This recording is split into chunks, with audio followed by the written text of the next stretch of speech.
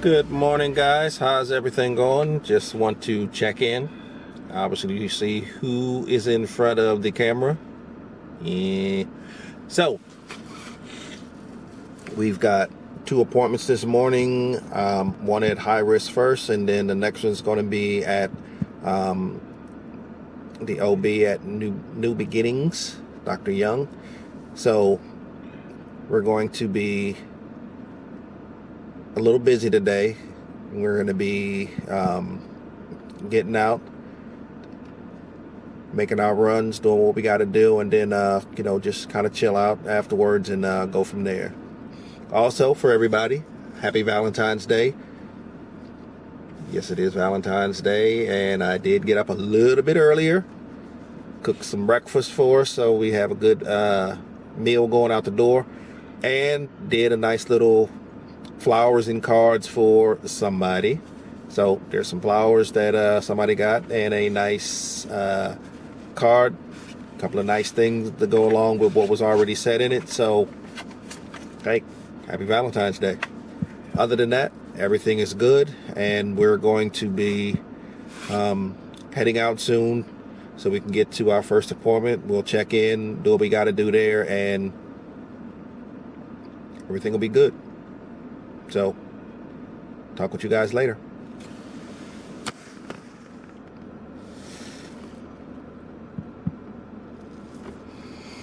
Okay. All right, guys. We're back. We just did our appointment at the high-risk Atlanta perinatal.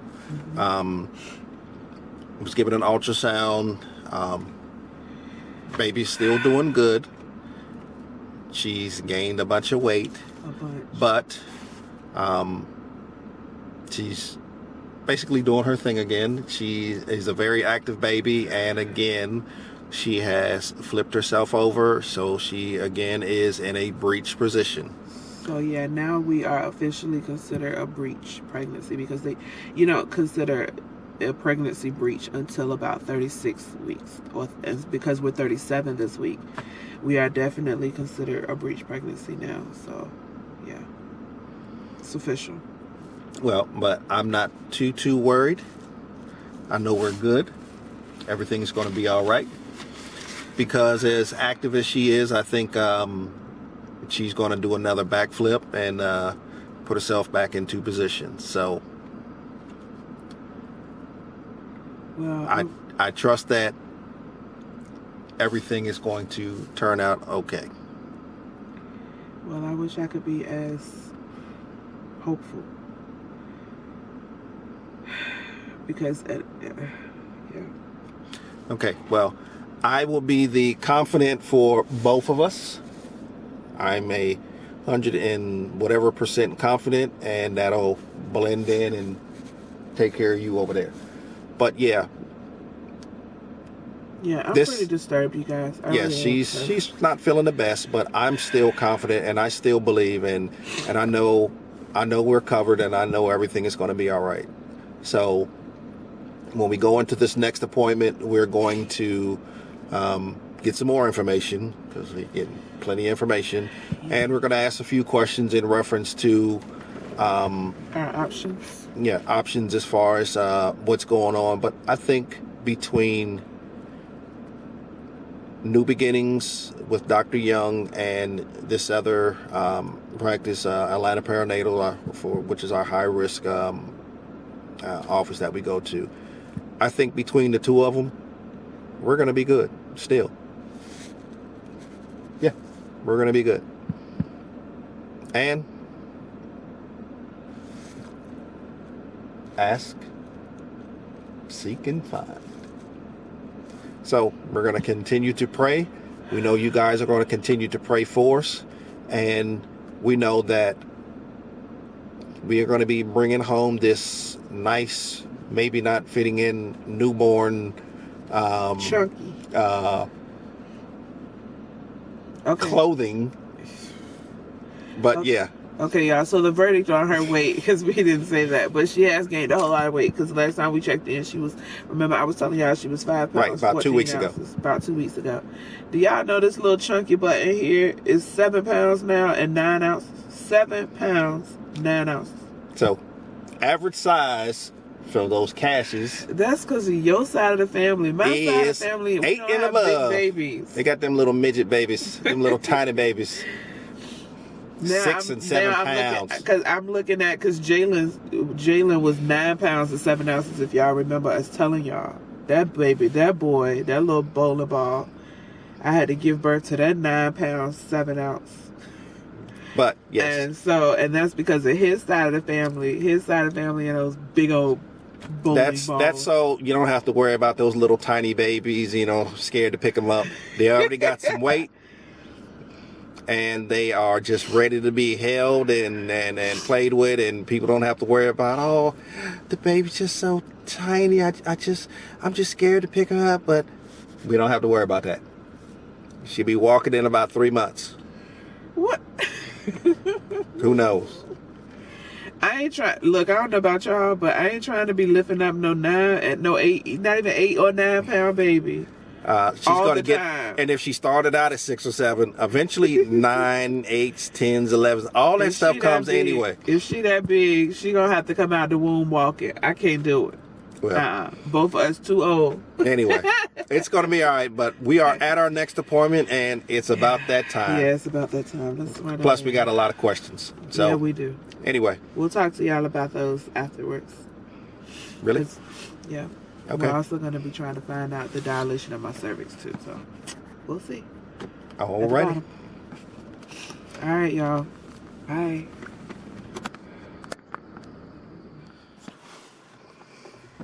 Hey, y'all. So we are back. We have completed both appointments. We just came back from the OB. Now, my doctor, she had an emergency, so she wasn't able to see me. So instead, we saw the midwife. And so we did tell her about the condition of baby girl. Flip-flop. Which, fast tail, chunky butt, then flipped her butt back around. So now she's breech. Flip-flop. So, right. So we did tell her about that, and she basically gave us some good information, a lot to think about, because we do have to consider there's a procedure that you can do that will flip the baby around. Inversion. An inversion. But she said, she was telling us the pros and cons to that. And then, so basically, long story short, we're going to wait until next week and see what baby does, only because baby girl has been so mobile, she said, that she could flip herself back again. She was like, sometimes, a lot of times babies will have been breached for a while, but that's not our case. Simone Biles. Backflip. Right. Clearly somebody getting an early start on the gymnastics. Okay. So, y'all, it's so stressful. It is. Baby girl, it's time for me to meet. One thing I know, it's time for me to meet this little girl. This little girl who just, does what she wants to do when she wants to do it. Girl, hush. Anyway, so Lanico is feeling a little better. I am. Because we got some information, and it's not as bad as, things are. So we're just going to follow the procedure, meet with Dr. Young next week. I won't be there because the only day that she has a space open is Wednesday. So she's got to go on without me.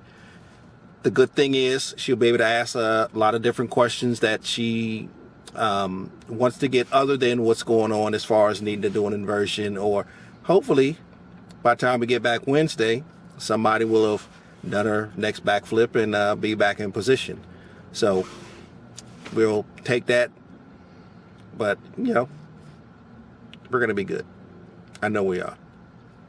So right now, we're just killing some time like we normally do.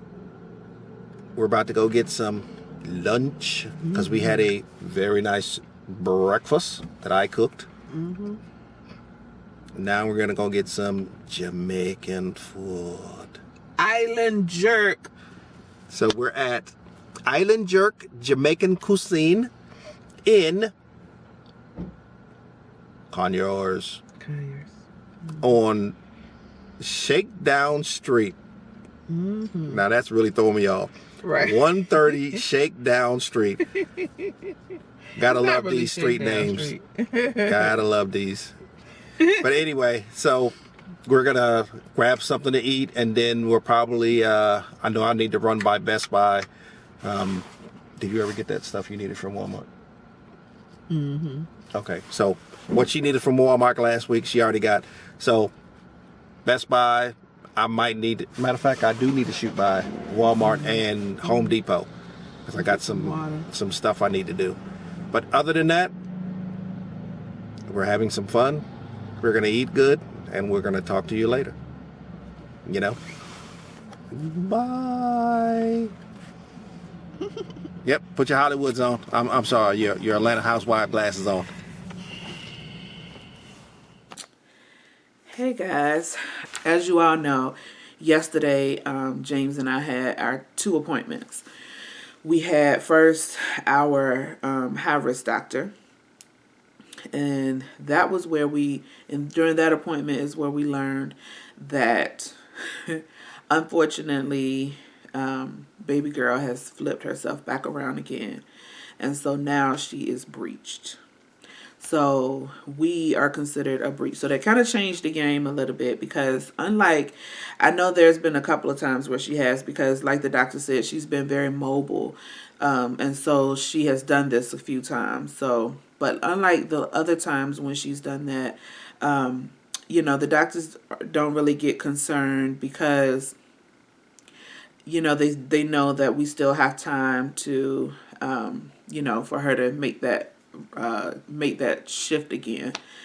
And so, but this particular time was different because we had to start having a different conversation, because this time I'm 37 and a half weeks basically, so getting ready to be 38 weeks. So at 30, I think it's 36 weeks is when they really consider a pregnancy to be breech. So, and then we start having, so we had to have a different sort of conversation. So during the ultrasound, basically we learned that she had turned around again. And gosh, I was like so upset, because I was like, man, I really wanted her to stay in position so that we don't have to worry at this point. Because at 37 weeks, you know, it really could happen any day, because we're full term now. The ultrasound tech went on with the scan as normal. She got all the information she needed to get. Fluid levels, looked at again all of baby's breathing movements, but afterwards we had to meet with the doctor. So we met with the doctor, and the doctor discussed our options. So in meeting with the doctor, there was a different conversation that had to be had because we are so late in the pregnancy now. So basically the doctor talked to us about a procedure that he could do. It's known as ECV, external cephalic version. And basically what that is a baby turning procedure. It's a medical procedure that is usually done for women whose baby presents as breech this far along. So again, before now, this would not have even been a conversation really. But now, because we're down to the wire, we have to, you know, have this conversation. So this is basically a procedure where the doctors will, under close monitoring and surveillance, will flip the baby to be in head first position. And it has to be done, of course, in a hospital. Sometimes it's done under anesthesia. And, you know, there's all sorts of outcomes with it. So the doctor did talk to us about that being an option, so that, because if not, then we would have to opt for a C-section, because that would be the safest way to deliver a baby who's breached. So yeah, so we had to have that conversation. So as you all can imagine, like, I'm like, Okay. And so after he explained the procedure very thoroughly in detail with us to kind of give us an idea of what we're looking at and what we have to choose from. When he found we're going to be going to see my OB directly following this appointment, said he wanted me to talk to the doctor first and see what she says, and we'll go from there. When I left that appointment, of course, I was kind of upset because I was really wanting baby girl to stay in position so that this wouldn't even have to be a conversation, because honestly, I had planned on having a vaginal birth, and of course, I just didn't want to have to consider this. However, this is where we are. Right after that, like I said, we went over to our OB appointment. And so when we got there, met with the doctor. My doctor, she had an emergency at the hospital, so then we had to end up meeting with one of the midwives in the practice. Today we were supposed to also be, when we got here to the OB appointment, I was also supposed to be getting my cervix checked, because my doctor told me at the last appointment that starting at this appointment, we would start checking my cervix to see where I was and to see if if there had been any activity at all. So that's what we did. We checked my cervix, first of all, to see if there was any dilation that had been happening. So the verdict on that is no. My cervix is soft, she said. And she said, I'm almost at a 1. So that's a good thing. I mean, that's a positive thing. So, but no real, of course, activity yet. But there is things happening. So we had to have the discussion as well about this baby being breached. So she explained the whole thing again to me, the whole procedure, the external cephalic version, and how everything works. And my doctor will do it, of course. So that was not an issue. She said that they will have to go ahead and put in for me to have a C-section. So they have to put in the paperwork just for, just to cover the basis for that. Because what could happen with it is two things that could happen. One, the flipping procedure could be successful. And so if it is successful, then what we will do, she said, is go ahead and the induction and right away and do it all at the same time, because if it is successful, then we don't want to take the chance again, of course, of her flipping back around again. If it's not successful, then I will have to do a C-section. So, y'all, this is stressful. So that's basically how the appointments went. So how do I feel about it? I mean, at this point, it's not really much to feel. I don't know. At this point, I want to have a successful delivery process, because as you all know, and especially if you've been following us, you know that this has had its ups. This journey has had its ups and it's had its downs. It's had its moments of a little bit of reprieve, but then it's like, and then it has moments of like heart racing, moments. So right now I'm just we are obviously just hoping and praying for a successful, to be able to bring baby home. And that's what we want. So I'm gonna have to make whatever decision that means, or that supports that. So I just wanted to follow up with you all, because that was a lot of information, and I know, and I didn't get a chance to really share any of that yesterday after our appointment, because we were just gone in the wind basically. So, but the appointment went well. The thing is, baby is doing very well. Of course, she is very, very active. So we know that, and the doctor did tell me, though, she was like, what we're going to do is wait until next week's appointment, and then at next week's appointment we are going to, basically the verdict will be made next week, because we'll be 38 next week, and so we'll have to be making some serious preparations for delivery, because it'll be about time. So we will know more next week about what the plan will be. But she did tell me, she was like, you know, let's wait until we feel confident in waiting till next week because of the fact that baby girl has been so mobile. So because she's done this before, there is a good chance that she'll just flip herself back, because clearly, because I was like, I don't even know how she had the room, okay, because it is tight in there, y'all. Y'all want to, like, literally, it's tight in there. And so I'm like, I don't even know how she had the room to even move again. So, but she did. So here we are.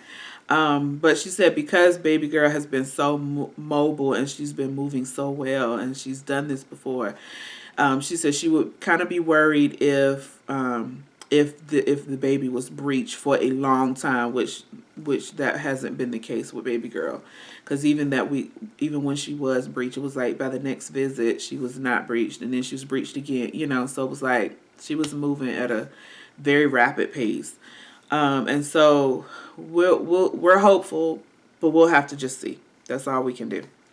So anyway, that is that. So a very eventful 37-week update appointment. So we will have to see what next week holds. And so until then, I guess we don't have any real, concrete answers. If you are new to the channel, welcome and thank you for joining us. If you have been here before, welcome back, crew. So gotta give big ups to the welcome back crew. And so we will keep y'all updated and let y'all know what is happening, what's not happening. So, but if you are new, consider joining our squad and go ahead and subscribe. And we will talk to y'all in the next video. All right, y'all. Bye.